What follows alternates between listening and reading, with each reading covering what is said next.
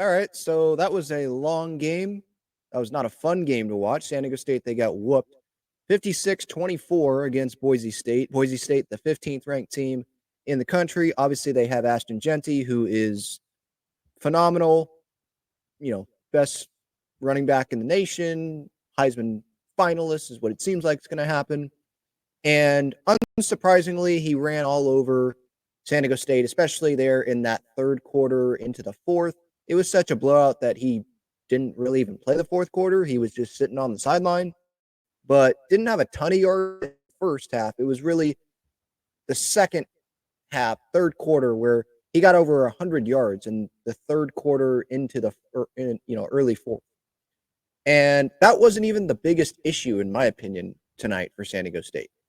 It was the interceptions, a couple of interceptions by Danny O'Neal, and it was the wide open passes that Boise was able to make. Now, I got to give credit to because of the threat that he is, and so San Diego State obviously was keying in on him. But to me, it just like watching this all night. It was a ton of open passes. Go look back at the touchdowns from Boise State tonight. Go to like Boise State's Twitter if you want, and that's probably the best way to quickly go look at these touchdowns. And it's like, man, it just, and I didn't see the replay because I didn't watch all of the first half because I was busy. But going back and watching it, it was like, wow. Didn't see the replay on all of them, so I couldn't tell like exactly what happened. But I know they're trying, but they got embarrassed tonight. That's what happened. And part of what made the Washington State game so sucky for us Aztecs fans and for the Aztecs was because of what was happening here tonight, this upcoming matchup. I wasn't expecting the Aztecs to go beat Boise State here. Washington State was the opportunity to have the win of the year. And they obviously had those opportunities to do that. They had a double-digit lead there late in the fourth quarter, and they weren't able to finish the job. So I get it. It's year one under Sean Lewis. I'm not trying to act like I was expecting them to be a college football playoff team this year. I get it. It's a freshman quarterback. There's not a lot of freshman quarterbacks in the nation in Division I, teams that are trying to win, right? I get it. It's development here. But I don't like to lose, and I'm a fan of San Diego State. They're my college football team, and it just freaking sucks that we're watching them lose these games, getting crushed, where this was like the game of the night, college football game of the really, the one like game to watch, Boise State, 15th ranked team, and they freaking whoop San Diego State. It sucks. I'm not sitting here acting like I was expecting San Diego State to, be a 1-point game. I was hoping that San Diego State wouldn't be down 21-0, turn on the So what's left? We got Mount West play.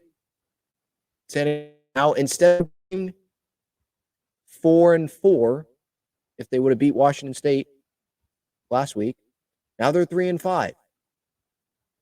That's a big difference. That's a significant difference. And I know Washington State was not a conference game yet, but it's still a game on the schedule, and it was a game at home and an opportunity to give the fans, the players, the program a win of the year.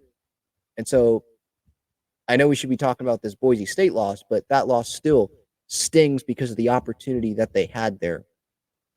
And I go back to, I think, a point that I made after that matchup, like, hey, all of the big opponents this year for San Diego State have been losses. And that's not what we want, right? So, yeah, right now, this Aztec season has been disappointing for sure. I guess you could point to some positives, but yeah, Cal, loss. Oregon State, loss. Washington State, loss. Boise State tonight, ranked opponent. National TV game, FS1, blown out, embarrassed. So, we'll see how the rest of this season, unfolds. I don't know how many more post-game reactions I'm going to do because San Diego State basketball is getting underway, and there's Padres offseason stuff, and there's life. So I only do reactions to games that I'm locked in for the most part of. Again, I wasn't able to watch the entire game, but games that I watch, most of them, that's when I do the post-game reactions. So it's not like I'm ducking doing these reactions if I'm not doing one. It's because I had something going on. It's not the Padres where, I'm locked into pretty much every game.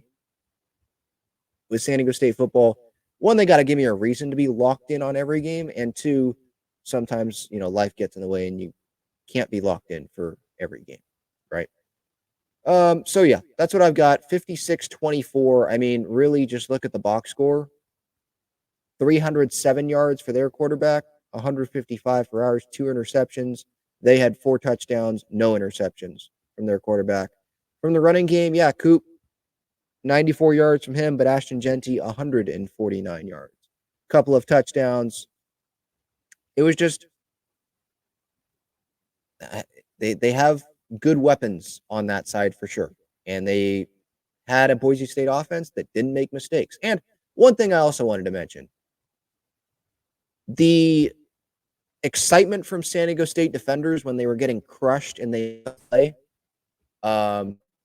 I know that sounds like old man and get off my lawn type stuff, but I wasn't in the mood to be watching that when you're getting crushed.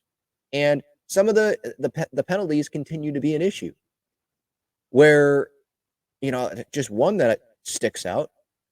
Genty, he gets tackled on the sideline, and I forget who it was, but you get up and you throw Genty's leg to the ground. And it's like, what are you doing there? Why are you committing that penalty? Why are you making a dumb mistake like that? And I feel like that has happened this year too much for San Diego State. So whatever Sean Lewis does, what did he talk about them doing? Burpees or something? Something.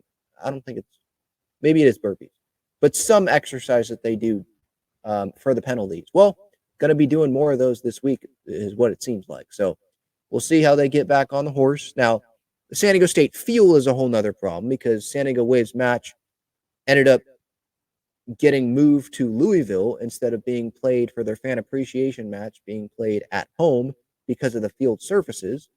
I'd like Snapdragon to take more accountability there.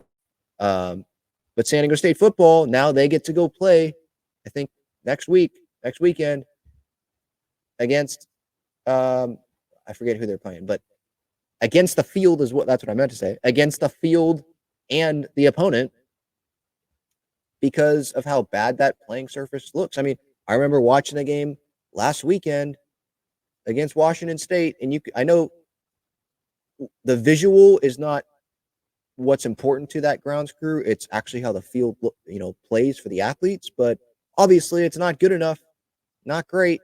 And they've got New Mexico coming up. That's who they play. Not next weekend, sorry, November 8th, so the Friday of next weekend. At 7:30, and then they're on the road for UNLV State. So again, we'll see how they finish out this season, but pretty much what I've got is thank goodness for San Diego State basketball coming up, because San Diego State football, it's not fun to watch right now.